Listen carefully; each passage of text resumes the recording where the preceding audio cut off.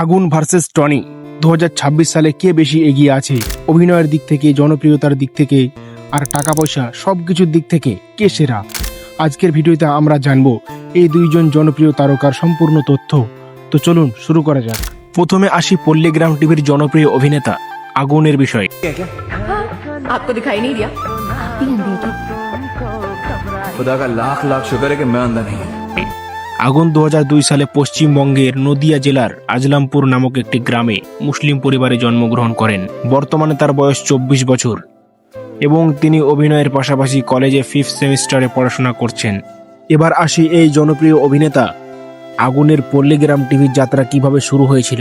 2020 সালে যখন পল্লীগ্রাম TV channel viral হয় তখন থেকেই আগুন এই চ্যানেলে এডিটর ও ক্যামেরাম্যান হিসেবে কাজ শুরু করেন। পাশাপাশি তিনি পল্লীগ্রাম টিভির মিউজিক চ্যানেলেও গান তৈরি করতেন।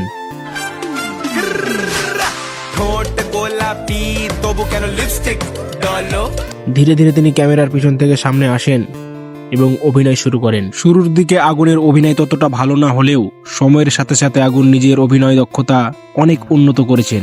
বর্তমানে আগুন পল্লীগ্রাম টিভি চ্যানেলের আরেকজন খুবই জনপ্রিয় অভিনেতা হয়ে উঠেছেন। এখন তো এমন অবস্থা হয়ে গেছে, অভিনয়ের দিক দিয়ে আগুন ও টনি দুজনেই একে অপরকে বেশ কঠিন টক্কর দিচ্ছে। ছাড়াই কিভাবে অ্যারেস্ট করতে পারেন? সাইলেন্ট, এটা আপনার কোর্ট নয়, পুলিশ স্টেশন। কারা?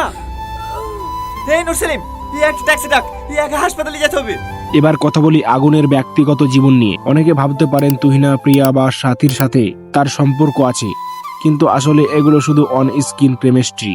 বাস্তবে আগুন সিঙ্গেল এবং নিজের কাজ নিয়ে বেশি ফোকাস করছেন। এবার আসি আগুনের ইনকাম ও সম্পদের দিকে। আগুন প্রতি ভিডিওতে প্রায় 4 থেকে 5 হাজার টাকা করে পান। মাসে তিনি গড়ে 10টি ভিডিওতে কাজ করেন, ফলে তার মাসিক আয় দাঁড়ায় প্রায় 40 থেকে 50 হাজার টাকা। এছাড়া তার কাছে আইফোন সহ স্যামসাং এর কিছু প্রিমিয়াম সিরিজের ফোন রয়েছে এবং একটি থার গাড়ি রয়েছে, যেটা আগুনকে পল্লীগ্রাম টিভি চ্যানেলের অনার রবিউল দা গিফট করেছিল। এবার চলুন জেনে নিই পল্লীগ্রাম টিভি চ্যানেলের নাম্বার 1 অভিনেতা টনির সম্পর্কে।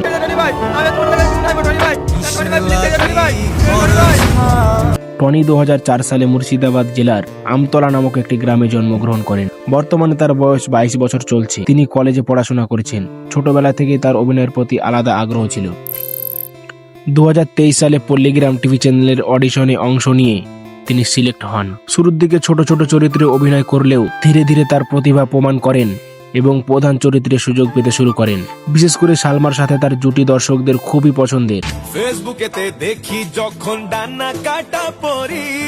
আজকের দিনে পল্লীগ্রাম টিভি চ্যানেলের হিট নাটক বলতেই টনি ও সালমার জুটিকেই বোঝায়। এবার টনির ব্যক্তিগত জীবনের কথা বলি। অনেকে মনে করেন সালমার সাথে সম্পর্ক আছে, কিন্তু বাস্তবে সেটি নয়। টনি বর্তমানে সিঙ্গেল এবং নিজের ক্যারিয়ার নিয়ে বেশি ব্যস্ত। এবার আসি টনির ইনকাম নিয়ে। শুরুর দিকে টনিকে প্রতি নাটক পিছু 2 থেকে 3 হাজার টাকা করে পল্লীগ্রাম টিভি চ্যানেল দিতেন, কিন্তু বর্তমানে জনপ্রিয়তা বাড়ার কারণে টনিকে প্রতি নাটক পিছু 4 থেকে 5 হাজার টাকা করে দিয়ে থাকেন পল্লীগ্রাম টিভি। আর টনি মাসে প্রায় 10টা নাটকে কাজ করেন এবং তার মাসিক আয় দাঁড়ায় 40 থেকে 50 হাজার টাকা। এখন আপনারা বলুন, আপনাদের কাছে কার অভিনয় বেশি ভালো লাগে, আগুন নাকি টনি? কমেন্টে জানাতে ভুলবেন না। আর এমনই আরো ভিডিও দেখতে চাইলে চ্যানেলটি সাবস্ক্রাইব করে পাশে থাকুন। আজ পর্যন্তই, দেখা হচ্ছে পরবর্তী কোনো ভিডিওতে। ততক্ষণ পর্যন্ত ভালো থাকবেন, সুস্থ থাকবেন। খোদা হাফেজ।